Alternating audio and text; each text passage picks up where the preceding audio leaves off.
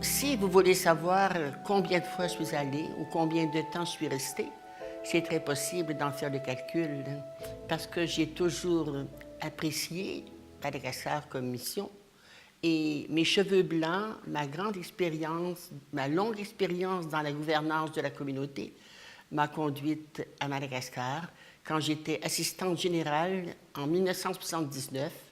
Ensuite, je suis retournée comme première autorité avec sœur Françoise Sénécal en 1986. En 1988, je suis allée avec l'économe général, sœur Huguette Viaud. En 1990, j'ai été accompagnée de sœur Françoise Duchesne, qui était alors conseillère générale. Et en 1993, pour fêter le 25e anniversaire de la mission, j'avais la chance d'être accompagnée par sœur Carmen Gravel. Et je suis retournée en 1995, donc 6 fois.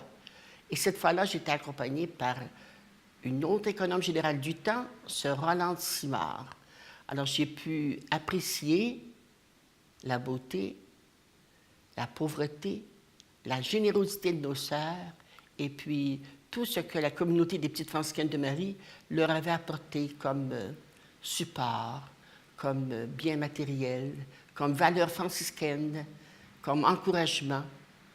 Et j'ai même été témoin qu'en 1979, quand des jeunes filles nous approchaient, attirées par la communauté, attirées par les valeurs franciscaines, appelées par le Seigneur, nous avions décidé, sœur Michel Garceau et moi, d'accepter les jeunes filles et d'ouvrir une maison de noviciat.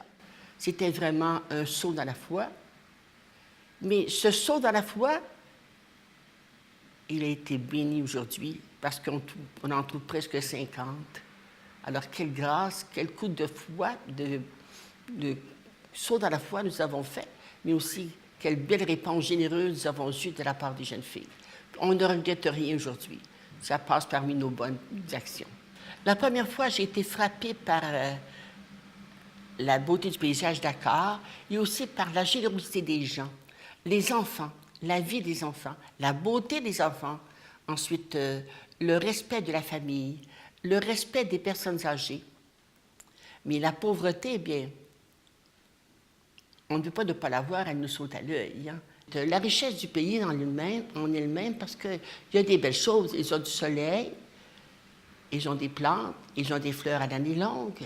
Ils n'ont pas nos saisons froides, évidemment, comme en Amérique. Mais j'ai été frappée également par la pauvreté. Tu sais. La pauvreté du sol dans certains endroits, la pauvreté des gens, la pauvreté des habitations, les routes qui s'appellent à peine routes.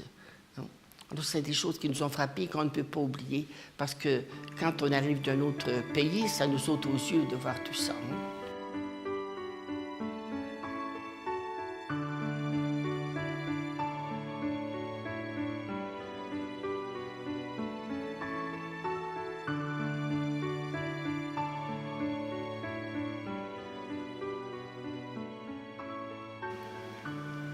Je voudrais être vraiment une fille qui obéit au pape François, parce qu'on l'aime beaucoup.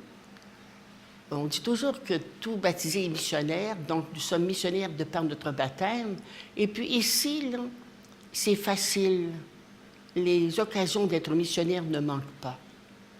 Alors, on peut l'être par la joie, on peut l'être par le partage, un bon mot, un conseil, un petit mot sur l'épaule, un encouragement. Les personnes qui nous entourent vivent à peu près des choses semblables à celles que nous vivons. Elles ont laissé, je dirais, leur terre, leur maison. Elles se sont parfois éloignées de leurs enfants. Alors, ce que nous avons fait, nous autres, traverser la rue, c'est rien comparé à tout ce que ces gens-là ont laissé. Maintenant, j'essaie d'être missionnaire par ma prière, par l'exemple que je veux donner autour de mes compagnes, puis à ces personnes-là. Et lorsque nous avons des occasions de nous rassembler pour des fêtes ou encore pour la prière, nous avons toujours un témoignage de la part de ces gens-là qui est très, très, très positif. Que ce soit la messe dominicale, et nous sommes chanceuses d'avoir des belles messes dans la maison. Je dis, c'est vrai, le déplacement n'est pas long. Nous savons seulement qu'à prendre l'ascenseur. Je reçois le sacrement de l'onction des malades, par exemple. Alors, la chapelle est pleine et les gens sont contents parce qu'ils ont à peu près un certain âge. Puis on sait bien que nous en avons plus long de fait que nous allons en faire. Même le sacrement du pardon a attiré beaucoup de gens avec beaucoup, beaucoup de satisfaction, beaucoup de joie intérieure. Et puis, nous avons des personnes qui sont malades aussi. Alors, les visiter, les encourager. On n'est pas médecin, mais on peut leur donner d'autres médicaments. La prière, puis on les aime, puis on a une petite tape sur l'épaule, puis une visite aussi.